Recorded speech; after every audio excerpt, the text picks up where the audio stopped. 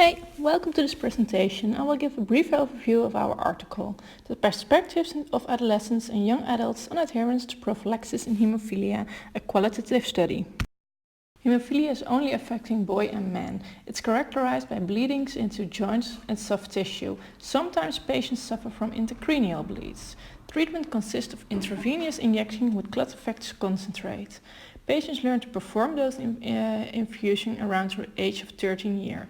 In this instruction video, you see one of our patients infusing himself.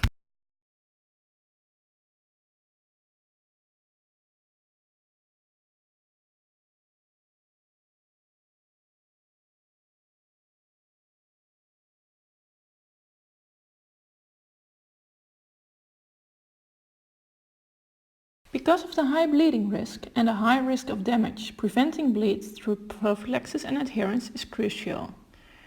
Puberty is a difficult period for adherence, as you can see in this figure.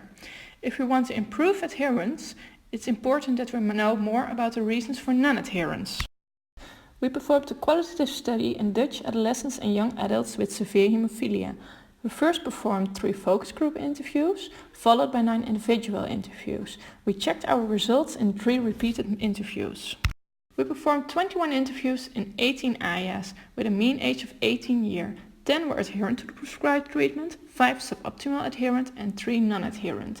61% had experiences with bleeds. We found 2 important factors driving adherence. Firstly, the treatment responsibility, and secondly, the estimating risk. Treatment responsibility, the first phase. AYAs were able to infuse themselves. However, most of the time the parents infused and took all prophylaxis related responsibilities. During the second phase, AYAs became more responsible and performed the infusions themselves. Sometimes they skipped or forgot the infusion, despite reminders from their parents. During the third phase, the parent was no longer involved and they were administrating the prophylaxis themselves. Sometimes they mentioned that they rarely forgot prophylaxis, others skipped by purpose. AYAs mentioned that they were making a risk estimation. They were weighing 2 components when they made decisions concerning the prescribed treatment. Prior to an activity, they judged the intensity and potential bleeding risk of this activity. The estimation was based on experiences with bleeds in the past and the impact of those bleeds in daily life. When a bleed limited them in the daily activity, it motivated them to become more adherent.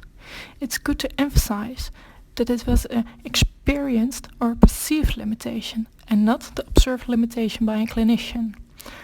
AYAs mentioned that they desired to live like healthy other peers do without bleeds. This was explained as feeling safe and doing what I prefer.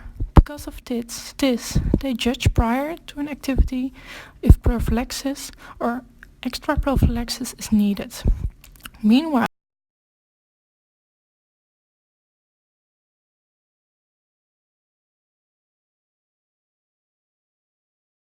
for more details of the method, results and discussion, I recommend to read our article. But for now, our take-home message, the level of treatment responsibility and the estimated risk per activity were the 2 main underlying reasons for non-adherence. Our recommendation is the use of a conversation technique to discuss adherence, especially during bleeding assessment visits.